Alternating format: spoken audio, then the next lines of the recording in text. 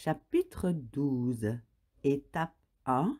Le 365. Si vous pratiquez déjà la cohérence cardiaque, au moyen du 365, tel que décrit précédemment, je vous conseille quand même de lire ce chapitre, d'adapter votre pratique selon les consignes, et vous pourrez passer directement à l'étape 2. L'étape 1 est le fondement de la méthode. Sans cette étape, je n'ai jamais vu personne réussir les étapes suivantes de façon durable. La maîtrise de l'étape 1 garantit la facilité de la réussite de l'étape 2, qui est absolument nécessaire pour les deux dernières étapes. Je ne reviens pas sur les explications physiologiques de la cohérence cardiaque. Elles ont été évoquées dans la section précédente et plus longuement présentées dans le livre 365, Cohérence cardiaque. Le 365, c'est tous les jours, 3 fois par jour, une séance de 5 minutes pendant laquelle vous allez vous entraîner à respirer systématiquement au rythme de 6 respirations par minute. C'est cette fréquence respiratoire qui donne les meilleurs résultats. 3 fois par jour, c'est le nombre suffisant de séances respiratoires quotidiennes pour obtenir un résultat rapidement. Vous pourrez par la suite ajouter des séances supplémentaires, en particulier une séance le soir si vous le désirez ou si vous avez des troubles du sommeil. Commencez par 3. L'ambition et l'enthousiasme ont tendance à ne pas tenir longtemps face à la complexité ou aux habitudes. Les effets physiologiques d'une séance de 5 minutes durent environ 4 à 5 heures. C'est beaucoup plus qu'une cigarette dont les effets physiologiques durent un peu moins d'1 heure. C'est cette règle des 4 heures qui va vous guider sur les moments pour réaliser votre séance le plus efficacement possible. La pratique de la cohérence cardiaque est très simple, mais elle n'est pas facile. Ce n'est pas de respirer qui est difficile, ni de faire durer l'exercice pendant 5 minutes. C'est tout simplement de penser à le faire et de s'accorder le temps de le faire. Première séance de la journée, le matin au lever. C'est la séance la plus importante de la journée. Elle doit impérativement précéder votre première cigarette. Ce n'est pas parce que la première cigarette est attendue avec impatience et fébrilité qu'il faut bâcler la première séance de cohérence cardiaque de la journée. La cohérence cardiaque est une pratique, vous le savez maintenant. C'est avec la répétition de ces moments de focalisation respiratoire que vous allez obtenir des résultats. Pour obtenir les meilleurs résultats, il faut ritualiser la pratique, incorporer à votre programme de la journée, avoir des rendez-vous fixes avec votre respiration. Quoi de plus rituel que votre première cigarette? Pratiquez vos 5 minutes immédiatement avant. Vous pourrez fumer ensuite, ni interdit, ni tabou, ni contrainte. Au contraire, cela fait partie de la méthode. Vous vous réveillez, vous commencez à sentir les symptômes de manque de nicotine. C'est normal. Vous cherchez votre cigarette. Votre corps en a besoin. Vous devez différer très légèrement ce moment. Vous asseoir. Vous pouvez aussi rester debout. Pratiquez vos 5 minutes de respiration. 5 secondes d'inspiration, 5 secondes d'expiration. La séance du lever qui précède la première cigarette est, de loin, la séance la plus importante. Je le réécris. Vous conditionnez la réussite de la méthode en différant votre première cigarette de 5 minutes seulement. Le matin au lever, c'est aussi le moment où le cortisol est le plus haut dans la journée. Avec la première séance de cohérence cardiaque, dès le lever, vous préparez déjà la matinée à une modulation des hormones et des neurotransmetteurs de votre système nerveux autonome, en particulier la branche sympathique. Jouez le jeu, vous en avez accepté les règles. Savourez votre première séance, ces 30 respirations lentes que vous aurez à faire. Vous pourrez fumer ensuite. Inspirez par le nez, sentez l'air frais et propre entrer par vos narines. Suivez son parcours jusqu'aux poumons. Soufflez doucement par la bouche en faisant un petit O avec les lèvres, comme si vous désiriez faire des ronds de fumée. Faites des ronds d'air invisibles et envoyez-les au plafond. Faites-en 30 en 5 minutes et le tour sera joué. Ne négligez pas cette première séance. Ne la bâclez pas. De sa pratique consciencieuse, avec conscience, dépend en grande partie la réussite du programme. Ce sera l'un des actes les plus difficiles de la matinée. Motivation et détermination sont nécessaires pour accepter de respirer pendant 5 minutes avant la première cigarette. Facile, me direz-vous? Pas tant que ça. La cohérence cardiaque est simple, mais pas facile. Aucune méthode pour redevenir non-fumeur n'est facile. Vous le savez, pour avoir essayé. Ouf, c'est fini. Vous direz-vous, avec un grand soupir parasympathique. Allez-y, vous pouvez sortir votre cigarette, l'allumer, la consommer si vous en avez encore envie. Ne vous forcez surtout pas à ne pas fumer ou à limiter le nombre de cigarettes à ce stade. Cela ne fonctionnerait pas. Réussir à pratiquer la première séance de cohérence cardiaque tous les matins avant la première cigarette est un gage de réussite important.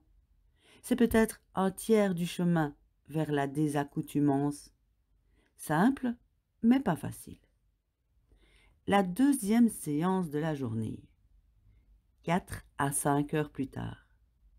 La ritualisation est indispensable pour ancrer la pratique dans votre quotidien déjà entrecoupé de pauses cigarettes programmées.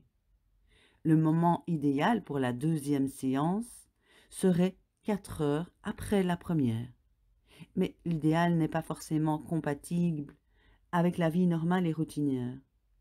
Votre deuxième séance aura donc lieu avant le repas du milieu de journée. Avant de vous installer à table, prenez les 5 minutes rituelles de respiration. 5 secondes d'aspiration, 5 secondes d'expiration que vous pouvez pratiquer debout ou assis à votre convenance. C'est important de pratiquer avant le repas pour des raisons physiologiques. Dès que vous commencerez à manger, votre système nerveux parasympathique, qui assure la digestion, va se mettre en action.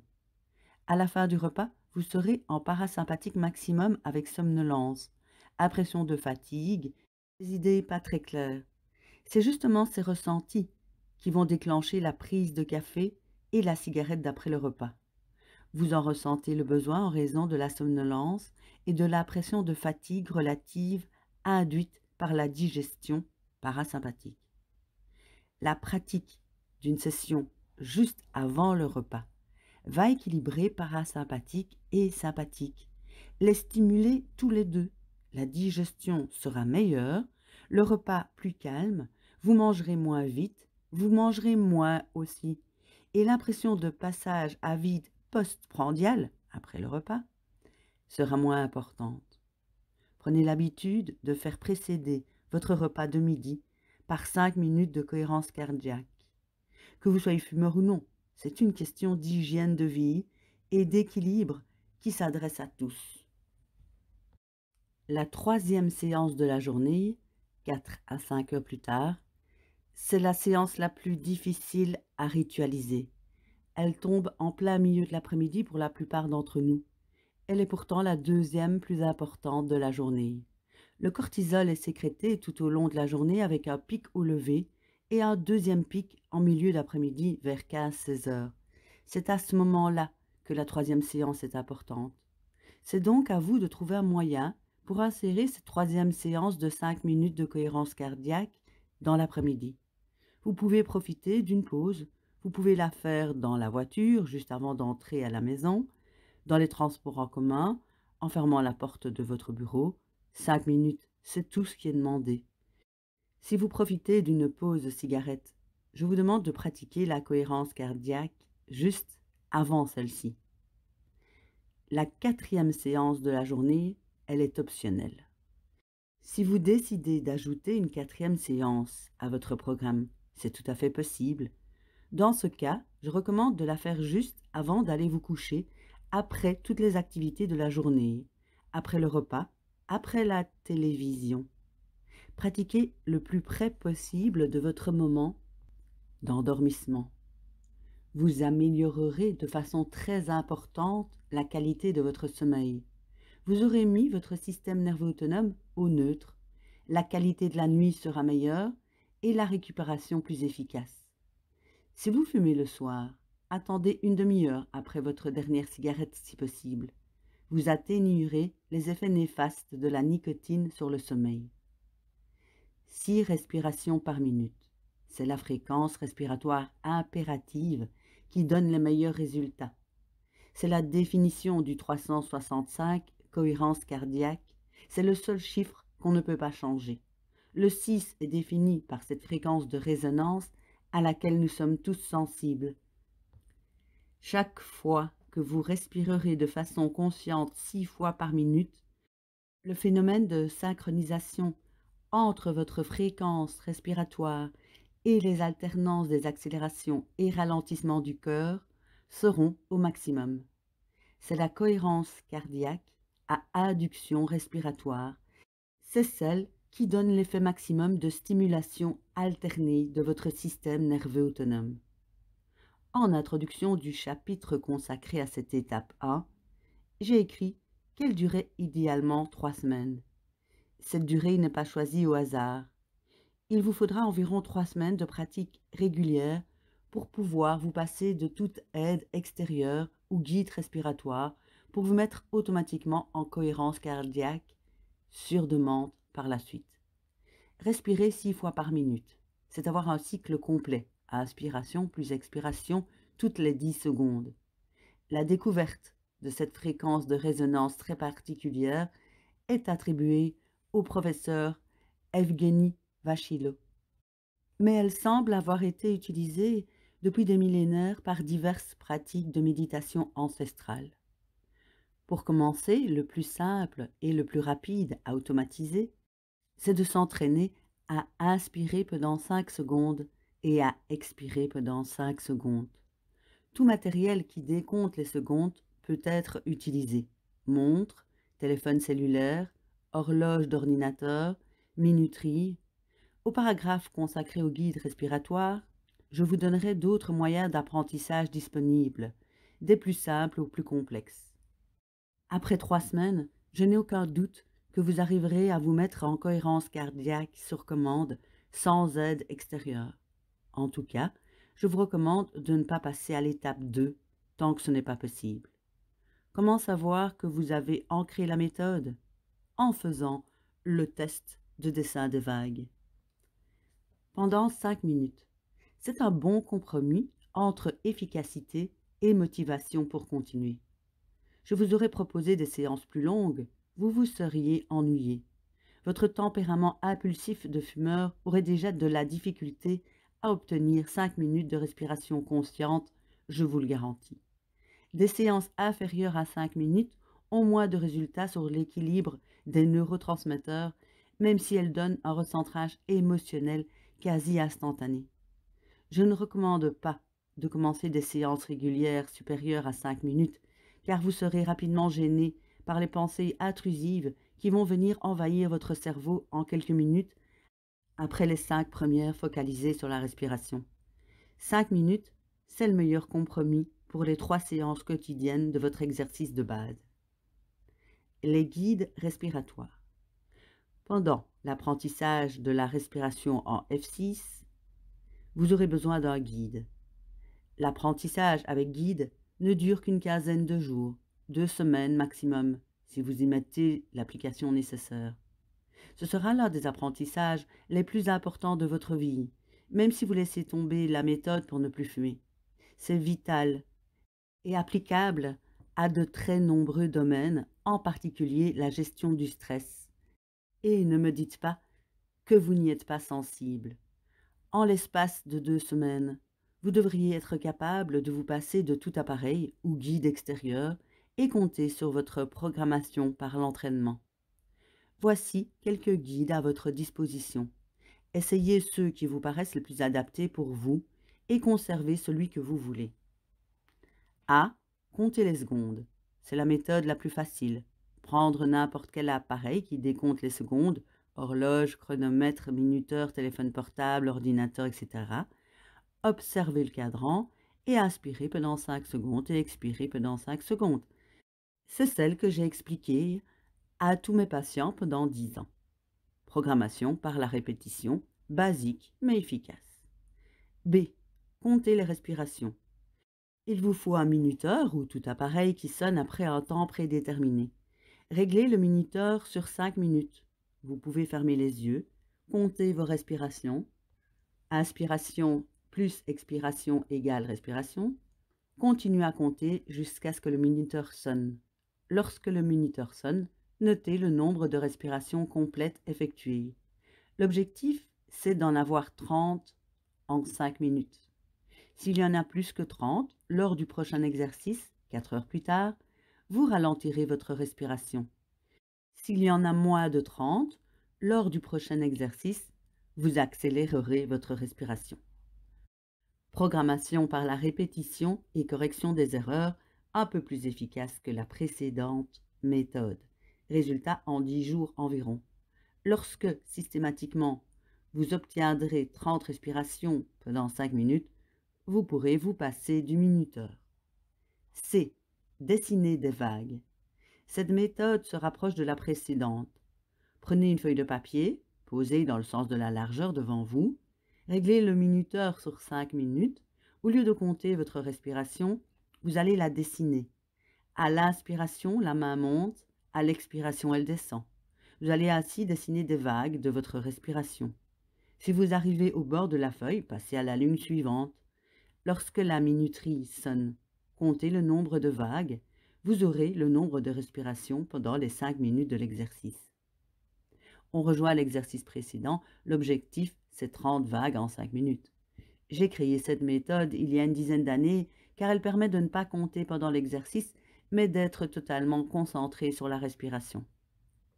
C'est avec cet exercice que vous pourrez aussi, de temps en temps, vérifier que vous conservez votre programmation de la fréquence 6.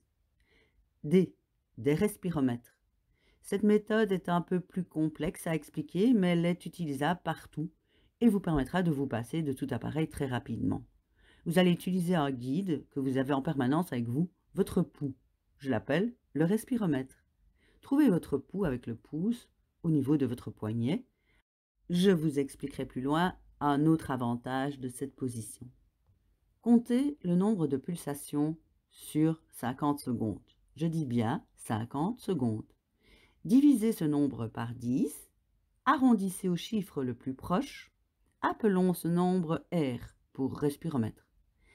Maintenant, toujours avec votre pouce sur votre poignet, vous allez inspirer pendant R pulsations et expirer pendant R pulsations en utilisant les battements comme guide pour le décompte. Je vous avais dit que c'était difficile à expliquer. Exemple. Vous avez pris votre pouce sur 50 secondes et vous trouvez 63 pulsations. Divisez ce nombre par 10, cela donne 6,3, arrondi à 6, donc R6. Vous allez utiliser votre pouls comme guide. Vous allez donc inspirer pendant 6 pulsations et expirer pendant 6 pulsations. Avec le temps, vous vous apercevrez que ce sera pratiquement toujours le même chiffre R. Pour la plupart des personnes, c'est 4, 5, 6 ou 7. Vous n'aurez donc plus besoin de mesurer vos pulsations avant de pratiquer et vous saurez qu'en respiration sur 4, 5, 6 ou 7 pulsations, vous aurez votre guide pour la fréquence 6. Vous aurez donc toujours avec vous un guide respiratoire fidèle à votre fréquence cardiaque au repos. Il y a un autre avantage à adopter la position. Personne ne sait que vous êtes en train de pratiquer un exercice de cohérence cardiaque. Votre entourage pense que vous croisez les mains simplement, reliez les mains, se focaliser sur la respiration et sur un point précis du corps est très puissant, inducteur d'un état proche de la méditation et de la pleine conscience dont vous pourrez profiter avec très peu d'entraînement. Utilisez ce guide simple à tout moment. Pendant quelques respirations, pour faire un recentrage rapide lors d'une situation stressante, vous allez calmer votre cœur, harmoniser la respiration, équilibrer le système nerveux autonome en quelques dizaines de secondes. Maîtrisez le respiromètre et vous deviendrez un respiromètre. E. Les guides sur téléphone portable. Il y a de très nombreux guides respiratoires pour les téléphones portables et il en sort pratiquement toutes les semaines. Je présente ceux que je connais. J'en ai vraisemblablement oublié d'autres très intéressants aussi. Vous pouvez consulter mon site internet pour une mise à jour. Il s'agit du site généraliste de la cohérence cardiaque, www.cohérencecardiaque.org, à la rubrique des guides respiratoires. Respirelax, guide gratuit pour iPhone, iPad, iPod, disponible sur Apple Store. C'est celui que je recommande si vous êtes équipé d'un produit Apple. Très agréable à regarder et très simple à utiliser. Surveillez les mises à jour car des nouveautés très intéressantes peuvent être annoncées. C'est la station thermale d'Alvar-les-Bains en France qui l'a mise au point. Cette station est spécialisée dans les voies respiratoires et s'oriente vers la gestion du stress, autant dire qu'ils savent de quoi ils parlent. RespiroGuide Pro, disponible pour tous les téléphones dits intelligents. Il n'est pas gratuit, mais l'investissement est minime. Il est basé sur l'un des premiers guides respiratoires sur Internet que j'avais créé il y a une dizaine d'années. BioBreathing, disponible sur Apple Store, il a l'avantage d'avoir un guide audio, ce qui n'ont pas encore les précédents au moment où j'écris ces lignes. Heart Rate plus Cohérence Coach. Choisir la version de Soft Area car il y a plusieurs applications du même nom. Bien entrer le nom complet et le signe plus sans espace lors de votre recherche sur Apple Store. Il propose un capteur de pouls utilisant la caméra de l'iPhone, un guide respiratoire paramétrable, un indicateur de cohérence, autant dire qu'il est très complet pour un prix tout à fait raisonnable. F. Les guides sur Internet. Tapez cohérence cardiaque, guide respiratoire sur un site de vidéo en ligne. Et ce sont des centaines de guides qui s'offrent à vous. Consultez aussi mon site cohérencecardiaque.org, vous aurez le RespiroGuide, qui en est aujourd'hui l'ancêtre, mais j'en suis toujours très satisfait. G. Les logiciels de cohérence cardiaque. Il en existe plusieurs en langue française. Ils sont simples d'utilisation. Ils permettent d'évaluer l'état de cohérence cardiaque au moyen d'un capteur de pouls placé à l'oreille. Ils permettent également d'améliorer cet état de cohérence cardiaque, de voir et de sauvegarder les résultats dans un dossier. Plusieurs d'entre eux comportent également une analyse spectrale qui permet de connaître instantanément la prédominance du système nerveux sympathique ou du système nerveux parasympathique. Tous les professionnels d'accompagnement par la cohérence cardiaque utilisent un logiciel de cohérence cardiaque pour vous entraîner au recentrage émotionnel et physiologique instantané par la respiration et par d'autres techniques émotionnelles ou cognitives. Pour plus d'informations sur les logiciels de cohérence cardiaque, vous pouvez vous adresser à Equilibios. www.equilibios.com. La posture. La seule véritable recommandation de posture, c'est la verticalité. Vous pouvez pratiquer debout ou assis bien droit sur une chaise. Plus votre colonne vertébrale sera verticale, plus l'amplitude de la variabilité cardiaque sera importante et meilleurs seront les résultats. Si vous êtes assis, posez bien les deux pieds au sol, appuyez juste vos fesses contre le dossier de la chaise, mais maintenez un dos bien droit. Posez vos mains sur vos cuisses ou sur une table devant vous. Vous pouvez prendre la position du respiromètre décrite précédemment pour synchroniser votre pouls et la respiration. Les mains posées sur vos cuisses ou sur une table. Si vous êtes debout, restez bien droit, mains croisées, reliées ou non. Pas d'autres indications. Il est préférable de ne pas marcher ou alors après que vous aurez acquis la fréquence 6 et que vous l'aurez validé plusieurs fois. Vous pourrez adopter une marche très lente en synchronisant les pas avec la respiration. C'est la technique dite de la marche afghane ou marche intégrative qui ne sera pas détaillée ici. La cohérence cardiaque respiratoire ne fonctionne pas très bien en position allongée, du moins pour l'objectif qui nous concerne. Évitez-la pour la pratique régulière. Toutefois, en cas de réveil nocturne ou d'insomnie, vous pourrez la pratiquer couchée, mais c'est une autre application et d'autres instructions qui sont nécessaires.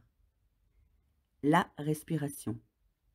Je recommande d'inspirer par le nez et d'expirer par la bouche. C'est une question de focalisation. En inspirant par le nez, vous sentez l'air pénétrer à l'entrée des narines en raison de la différence de température entre l'extérieur et l'intérieur de votre corps. C'est un premier renforçateur de la conscience respiratoire. En expirant par la bouche, surtout si vous mettez une légère pression à l'expiration, en formant un O avec la bouche ou en émettant un son, vous sentirez l'air sortir. Deuxième renforçateur. Utilisez une respiration diaphragmatique. N'hésitez pas à utiliser votre abdomen. À l'inspiration, votre thorax s'élargit, le diaphragme s'abaisse, l'air entre. À l'expiration, le thorax se comprime, le diaphragme monte pour participer à la chasse de l'air vers l'extérieur. Essayez d'imaginer ce va-et-vient du thorax, cette ascension et cette descente du diaphragme, l'accompagnement par le ventre. Comment ça marche? La pratique des 3 ou 4 séances quotidiennes de cohérence cardiaque d'une durée de 5 minutes va réguler votre système nerveux autonome, moduler votre niveau de cortisol et de DHEA vers un équilibre entre le système nerveux sympathique et le système nerveux parasympathique. Vous vous surprendrez à être plus calme, plus patient, plus en retrait des situations difficiles. La pratique régulière est aussi un entraînement de type sportif qui va renforcer les deux systèmes en les stimulant de façon alternée par la respiration. Vous deviendrez moins sensible aux sollicitations de la nicotine. Vous reprendrez progressivement le contrôle de vos régulations automatiques par la respiration. La nicotine déstabilise votre système nerveux autonome en permanence, le faisant passer de stress et d'inquiétude à un bref moment de relaxation, puis d'intenses ressentis qui s'épuisent en moins d'une heure pour sombrer ensuite dans l'inquiétude et la recherche d'un trop bref nouveau pic d'impression de vie. La nicotine déclenche l'inconfort et l'instabilité. La pratique régulière de la cohérence cardiaque induit petit à petit un confort stable, confortable. C'est aussi par l'entraînement à la pratique de base du 365 que vous arriverez à vous mettre en cohérence cardiaque instantanément, en moins de 20 secondes. C'est ce qui vous sera demandé à l'étape 2 de votre programme. Validation de l'étape 1. Ne bâclez pas la première étape. 3 fois par jour, 6 respirations par minute pendant 5 minutes tous les jours. Il y aura des jours où vous oublierez. C'est assez habituel, mais faites en sorte que ce ne soit pas trop fréquent. La réussite en dépend. Lorsque vous aurez pratiqué pendant au moins 2 semaines et que vous serez satisfait de cette pratique, vous aurez vraisemblablement déjà observé des résultats favorables sur votre comportement et votre ressenti face au stress. Vous aurez aussi peut-être déjà observé une modification de votre comportement face au tabac. C'est très souvent le cas, même si ce n'est pas encore l'effet recherché directement.